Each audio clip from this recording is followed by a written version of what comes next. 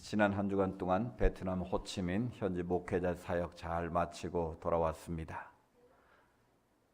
전에는 이 동남아 선교의 허브 중심지가 싱가포르였습니다.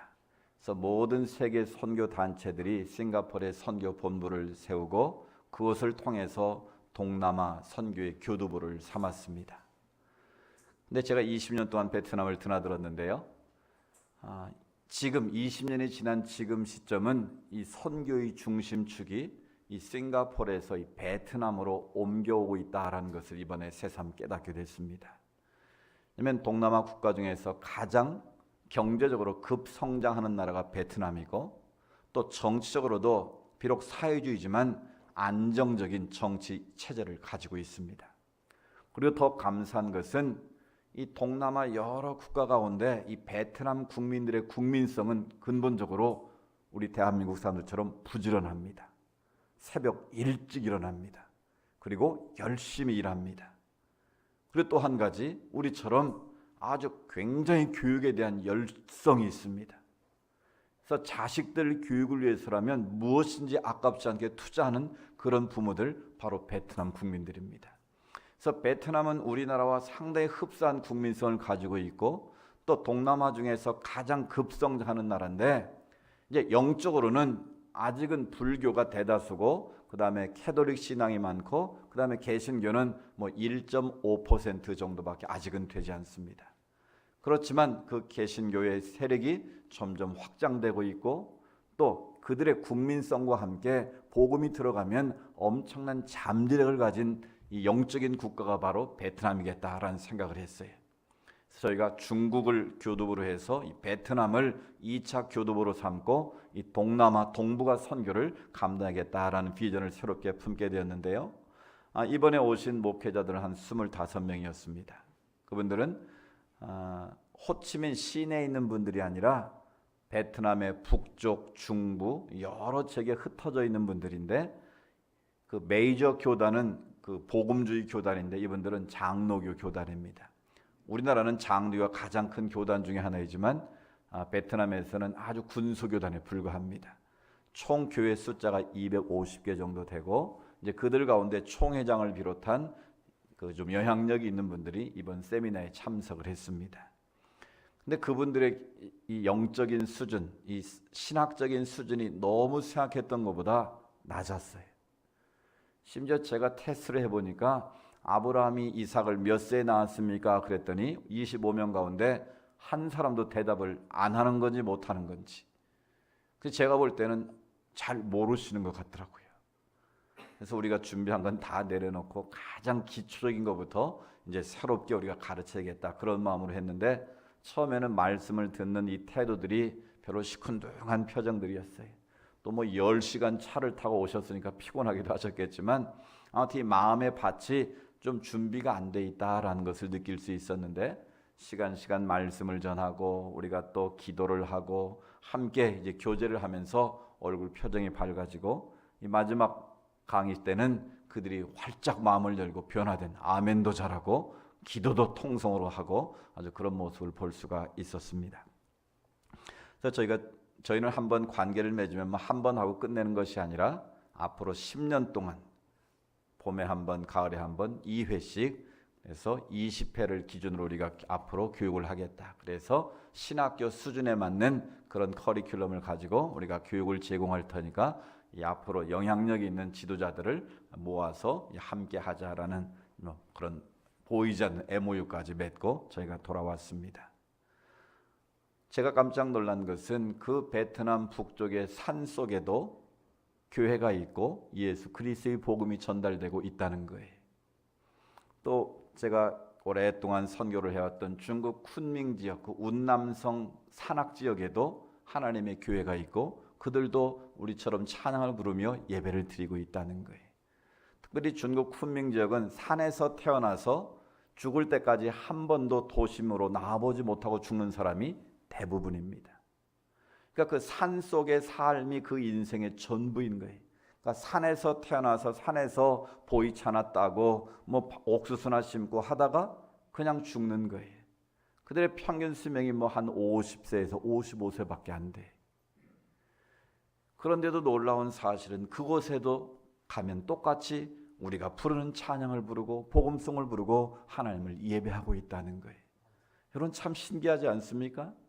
말도 안 통하고 문화도 다르고 경제적인 수준도 다른데 전 세계 어느 곳에 가도 그 깊은 산속에 가든 누구를 만나지 간에 예수를 그리스도로 고백하는 자들은 함께 주님을 찬양하고 주님 앞에 기도하고 주님께 영광스러운 예배를 드리고 있다는 거예요. 이번에도 그 호치민 그 북부에서 온 그 10시간 이상 살던 그분들도 우리가 같은 찬송을 부르고요, 우리가 예수 이름으로 함께 기도하고요, 함께 서로를 축복하는 그 모습 속에서 하나님 앞에 우리가 예배를 드린다는 것이 얼마나 영광스러운 일인가, 얼마나 감사하고 귀한 일인가를 다시 한번 깨닫게 됐습니다. 오늘 설교의 중심 바로 이렇게 예배하라입니다. 수가성 여인의 이야기가 요한복음 4장에 나왔는데 지금 제가 계속해서 이 4장 말씀을 전하고 있습니다. 이 4장은 네 단계로 이루어지고 있어요. 첫 번째 단계는 예수님이 삶에 지쳐있는 수가성 여인을 찾아가서 만나주시는 첫 번째 단계고요. 그래서 우리는 이미 그 말씀을 들었습니다. 삶의 목마름을 해결하시는 주님을 우리가 만나봤고요. 두 번째 단계는 그 여인이 예수를 만남으로 인해서 자기가 물을 떠서 먹는 그 물은 다시 목마르지만 내가 주는 물을 마시는 자는 영원히 목마르지 아니하리라. 우리에게 영원한 생명수 샘물을 주시는 주님을 만나는 두 번째 단계가 있습니다. 그리고 오늘 우리가 읽은 본문은 세 번째 단계로 그 여인이 지금까지 잘못 드려왔던 예배의 관습에서 벗어나서 이제는 참된 하나님을 예배하는 예배자로 거듭나는, 그래서 하나님이 차이시는 예배자로 거듭나는 세 번째 단계입니다. 그리고 다음 시간에는 이제 그 여인이 예수님을 만나서 영생의 복음을 듣고 하나님을 예배하는 예배자로 거듭나고 나서 변화된 그 이후의 삶의 모습을 보여줍니다. 그래서 BC 예수를 만나기 이전에 Before Christ의 삶과 이제 AD 예수를 만난 이후에 아노 도미니의 삶이 새롭게 펼쳐지는 것이 이제 다음 시간에 우리가 들어야 될 말씀입니다. 오늘은 우리가 이렇게 예배하라. 수가성 여인이, 삶에 지쳐있던 여인이 예수를 만나서 영생의 기쁨을 얻고 자기가 잘못됐던 예배에서 벗어나서 어떻게 새로운 예배자로 거듭날 수 있었는가, 그 비결을 우리가 함께 배우기를 원합니다.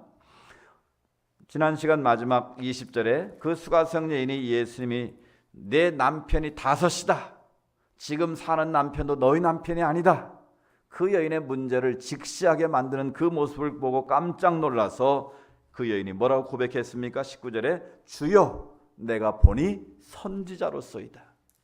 자기 앞에 서 있는 이 젊은 청년이 그냥 한 유대인이 아니라 하늘의 뜻과 하늘의 생명을 이 땅에 가져오는 메시아요 선지자이심을 그 여인이 비로소 영안이 열려서 보게 됐다라는 거예요. 예수님이 선자이심을 알고 난 이후에 그 여인의 관심이 어디로 갔습니까? 바로 예배로 갔어요. 예배로. 그래서 우리 신앙생활 속의 예배는 본질적으로 중요한 것입니다. 교회의 기능이 5가지가 있는데 그 첫 번째는 교회는 예배하는 공동체예요. 그리고 하나님의 백성들이 함께 모여 교제하는 공동체예요.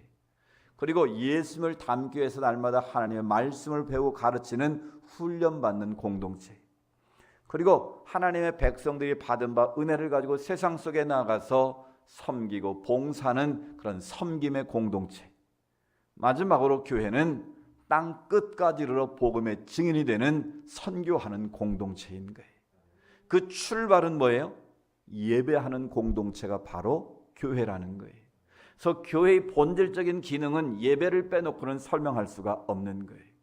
이 여인 역시도 예배를 지금까지 수없이 드려왔지만 그 예배에 대한 갈증이 있었던 것 같아요.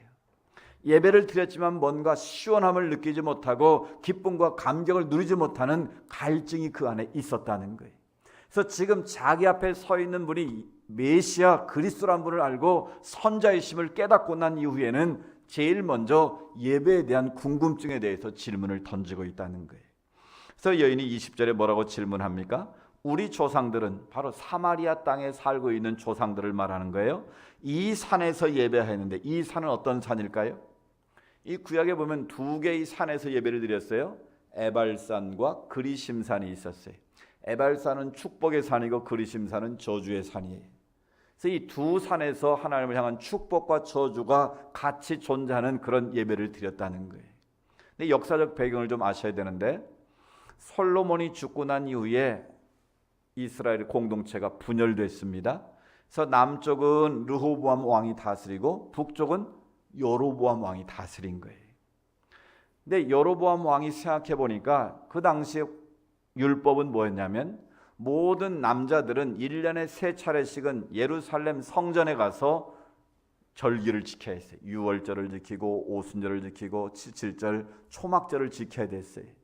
그러니까 여로보암 입장에서 생각해 볼 때 그 사람들의 영적인 구심체가 바로 예루살렘 성전이었는데, 나라가 분열되니까 더 이상 자기 백성들이 남쪽에 가서 예배를 드리면 어떻게 될까요? 영적으로 혼란해질 수 있는 거예요. 그리고 남쪽 유다 사람들은 이스라엘의 정체성은 자기들만 가지고 있고, 저 북쪽 사람들은 우리와 다른 예배를 드리고 하나님을 섬기지 않는 나쁜 사람들이라고 여겼던 거예요. 그래서 북쪽에 있는 사마리아 사람들은 모세 오경만을 읽었어요. 다른 성경은 인정을 안 했어요. 왜냐하면 다른 성경을 읽다 보면 남쪽에 있는 유다 사람들만 하나님의 백성이라는 그런 정체성이 들어있기 때문에 그걸 거부하기 위해서 모세오경, 창세기, 출애굽기, 레위기, 민수기, 신명기만을 읽게 하고 남쪽 유다에 가서 예루살렘 성전에 가서 예배를 드리지 못하게 한 거예요. 그래서 여전히 그들은 그리심산에서 소와 양과 짐승을, 그 비둘기를 잡아서 하나님을 예배하고 있었다는 거예요. 제사를 드리고 있었다는 거예요. 그 전통이 2000년이 지난 예수님 당시까지도 계속 이어져 오고 있었다는 거예요. 그러니까 남쪽에서는 예루살렘 솔로몬의 성전에서 하나님을 예배하고 있는데, 북쪽 사마리아 사람들은 여전히 그리심산에 세운 그 산당, 그 제사를 드리고 있었다는 거예요. 근데 이 여인의 질문은 바로 그겁니다. 당신들의 말은 예배할 곳이 예루살렘에 있다 하더이다. 우리는 지금 그리심산, 우리가 만든 산당에서 예배를 드리는데 당신들은 예루살렘이라는 곳에 성전이 있는데 그곳에 예배를 드리고 있다는데 그 말이 맞습니까? 라고 물은 거예요. 그때 예수님께서 21절에 뭐라고 말씀하셨습니까? 여자여, 내 말을 믿으라. 뭘 믿으라고 말씀하십니까? 이 산에서도 말고, 이 산은 어디겠어요? 바로 사마리아 산당, 제사를 드리는, 예배를 드리는 그리심산의 산당을 말하는 거예요. 예루살렘에서, 예루살렘 뭘 말합니까? 예수님 당시에 예루살렘 성전은 어떤 성전일까요? 그건 헤롯 성전이었어요. 솔로몬이 1차로 솔로몬 성전을 세웠고, 바벨론 침공으로 솔로몬 성전이 완전히 불타서 무너졌어요. 그래서 1차, 2차, 3차 70년 포로 생활에 돌아와서 그들이 성전을 세웠는데 그 성전을 스룹바벨 성전이라고 그래요. 근데 그 스룹바벨 성전이 쭉 지속되다가 이제 로마가 이제 팔레스틴 지역을 통치를 하면서 헤롯이라는 대왕이 있죠. 헤롯 대왕이 등장을 하면서 자기가 유대인들의 환심을 사고 자기의 어떤 정치적인 입지를 굳건히 세우기 위해서 헤롯 성전을 증축을 한 거예요. 그래서 무려 46년간 공사를 거쳐서 이 스룹바벨 성전을 엄청난 규모의 크기로 확대해서 웅장하게 세운 거예요.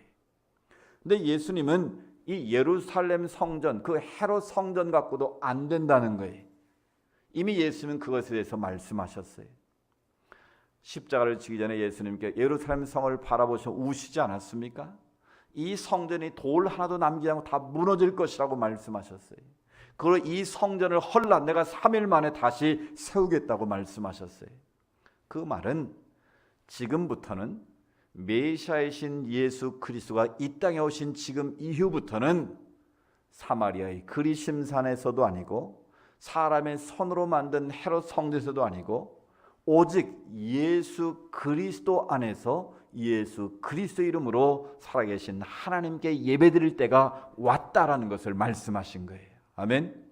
그래서 이제는 어디에서 예배를 드리냐, 예배의 장소가 중요한 시대가 아니라는 거예요. 여기에 우리에게 주시는 교훈이 있습니다. 오늘 우리는 이 예배 그러면 이 건물을 먼저 떠올릴 때가 있어요. 내 교회는 보이는 교회, 이 비저블 처치가 있고 인비저블, 보이지 않는 두 개의 교회가 있습니다. 우리는 그냥 가시적인 눈에 보이는 교회만을 생각하는데, 그래서 이 한국 교회 안에서 자꾸 교회를 크게 지으려고 하고 웅장하게 지으려고 하고 화려하게 지으려고 하는 이유가 뭡니까? 그곳이 정말 하나님의 영이 임재하시는 거룩한 예배의 장소라기보다는 더 많은 사람을 불러 모아서 어떤 물량적인 어떤 걸 과시하고 또 그 안에 그것을 보여주기 위한 그런 인간적인 요소가 많이 들어있다는 거예요. 물론 큰 교회가 절대 나쁘다는 말은 아니에요.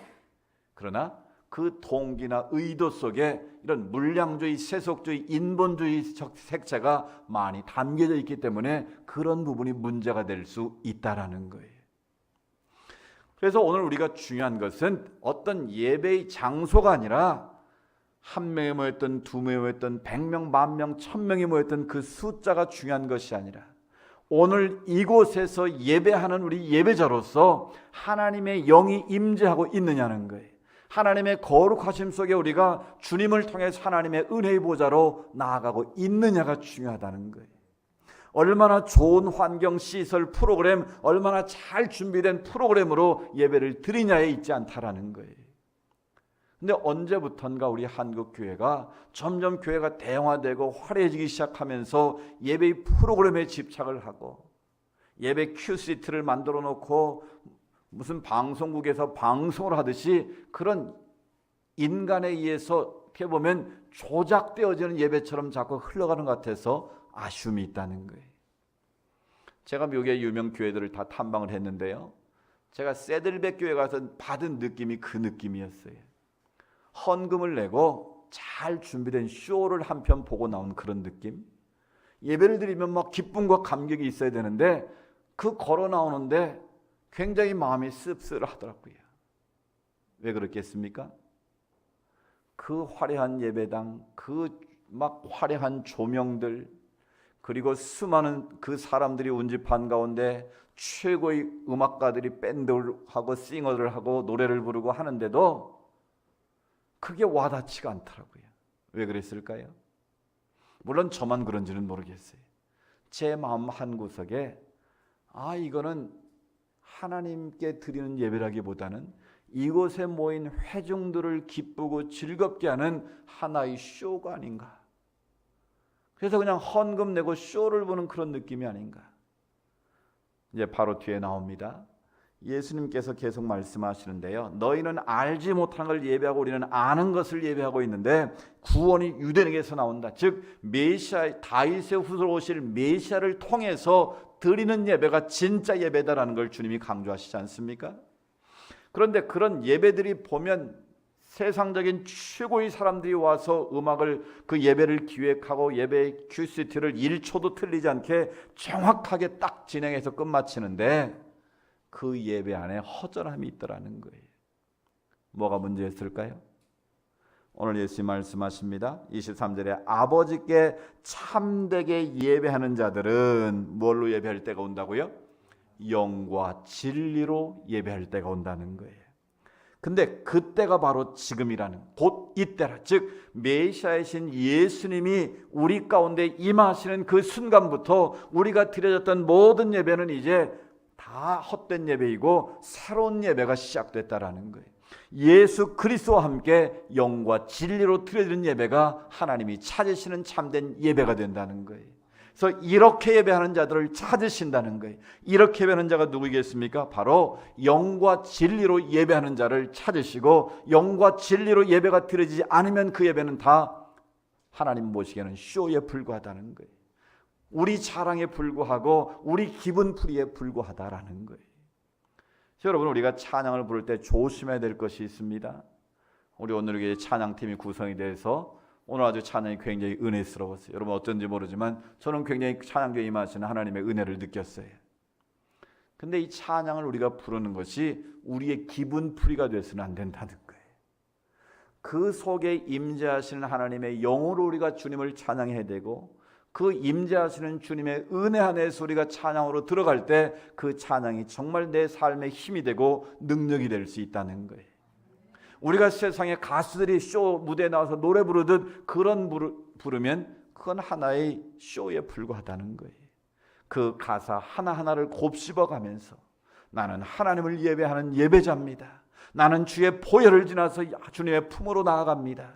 그 말씀 하나하나가 내 삶에 정말 꽂혀지고 새겨지는 그런 찬양이 될 때 그 찬양에 임하시는 주님을 만나게 되는 거예요. 그 찬양이 바로 하나님이 기뻐하시는 예배가 되는 거예요. 우리는 예배 드리러 가면 설교 들으러 가는 걸로 착각하는 사람들이 많아요. 아닙니다. 설교는 예배 가운데 부분일 뿐이에요. 여러분, 예배는 어디서부터 시작이 됩니까? 성전 문을 열고 들어오는 순간부터 예배가 시작되는 것이 아니라 여러분이 토요일부터 예배를 준비하는 그 마음의 자세로부터 이미 예배는 시작된 거예요. 그래서 준비된 마음으로 우리가 하나님 앞에 나와 예배를 드리는 거예요. 그래서 여러분의 늘 부탁드리는 것이 예배의 자리에 좀 일찍 오셔서 마음으로 기도로 준비하시고 또 찬양으로 뜨겁게 하나님 앞에 나아가라는 거예요. 우리가 준비 찬양이라는 말은 없습니다. 원래 우리 준비 찬양하시러 마음을 좀 여시겠습니다. 무슨 목풀이로 하는 워밍업이 아니에요. 여러분이 이 성전에 와서 이미 예배가 시작된 거예요. 이 들어오는 순간부터 주일을 준비하면서 예배가 이미 시작됐고 준비 찬양하는 시간이 아니라 그 찬양을 통해서 하나님이 우리 가운데 부어주시는 은혜를 우리가 받는 거예요. 그래서 실은 말씀보다도 여러분이 더 은혜를 받으신 건 찬양이에요. 찬양을 통해서 내 심령이 열리면 그 옥토와 같은 심령에 하나님의 말씀이 떨어질 때 그 말씀이 우리 심령을 변화시키는 놀라운 능력이 될 줄로 믿습니다. 여러분, 예배를 사모하셔야 돼요. 예배의 자리를 사모하셔야 되고 준비된 마음으로 좀 일찍 오셔서 사모하는 마음으로 찬양을 드려야 되는 거예요. 여러분, 우리가 영화 한 편을 보러 가도 준비된 마음으로 보러 가지 않습니까? 최소한 스마트폰이나 컴퓨터에 들어가서 그 영화를 보고자 하는 영화를 찾아보고 별이 몇 개 붙었는지 보고 줄거리도 보고 주인공이 누구고 다 알아보고 재밌다 생각되면 가는 거 아닙니까?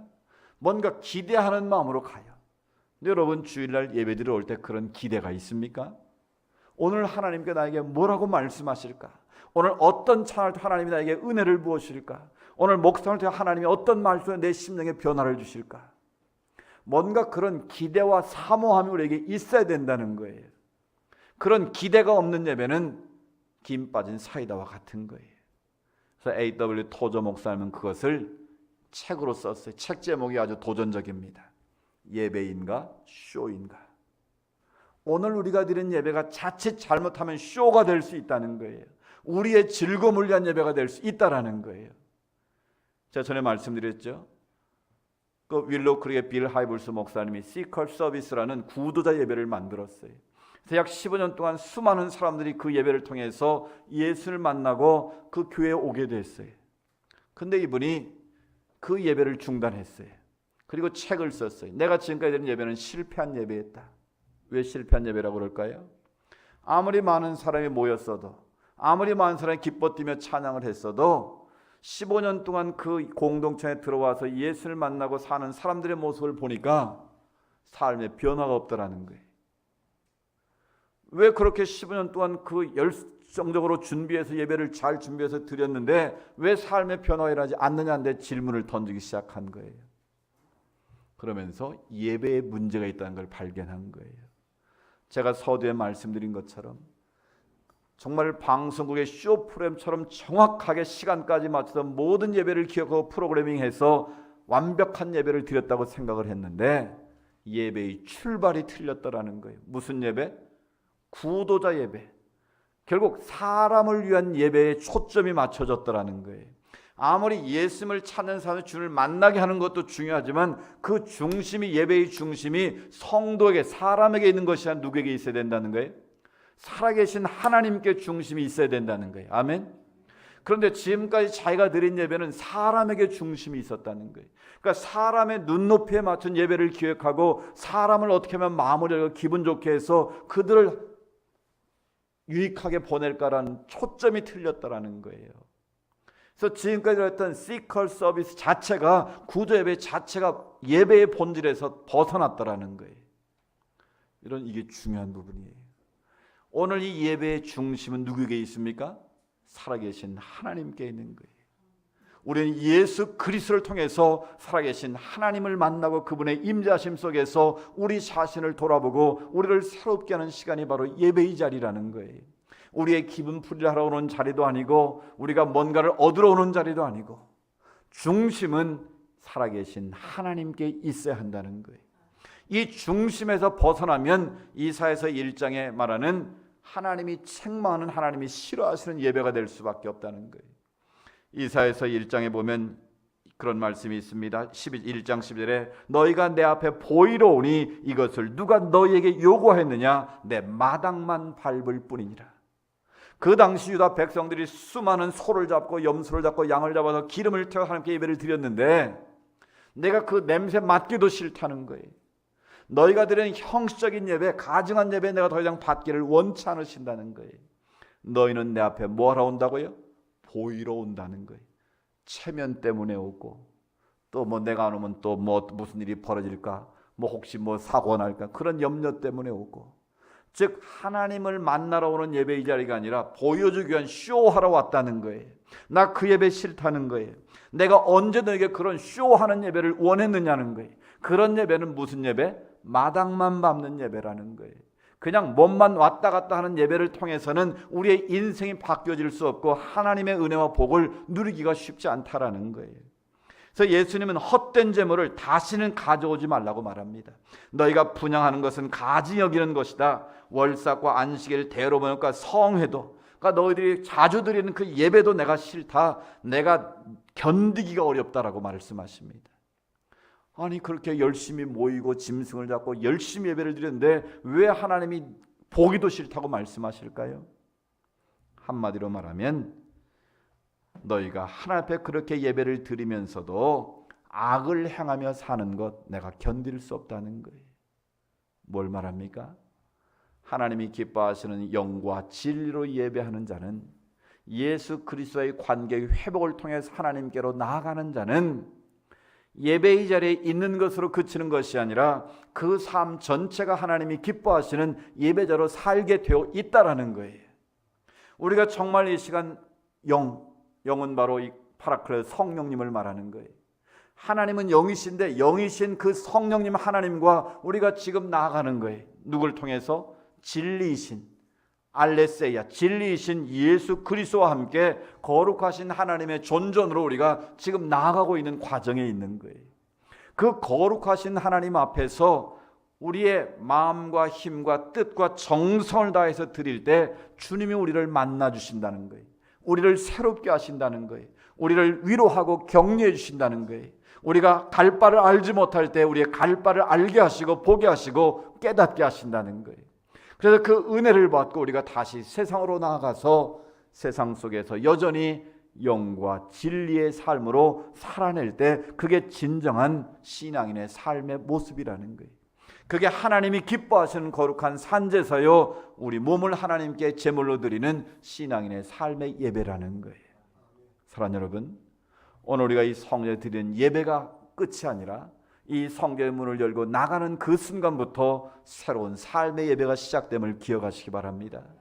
우리가 정말 영과 진리로 하나님을 예배하는 자로 살아가기를 원하신다면 성전 안에서뿐만 아니라 여러분이 가정에서, 일터에서, 사업장에서, 우리 학생들은 학교에서 예수를 믿는 자로서의 빛과 소금의 역할을 감당할 수 있기를 원합니다.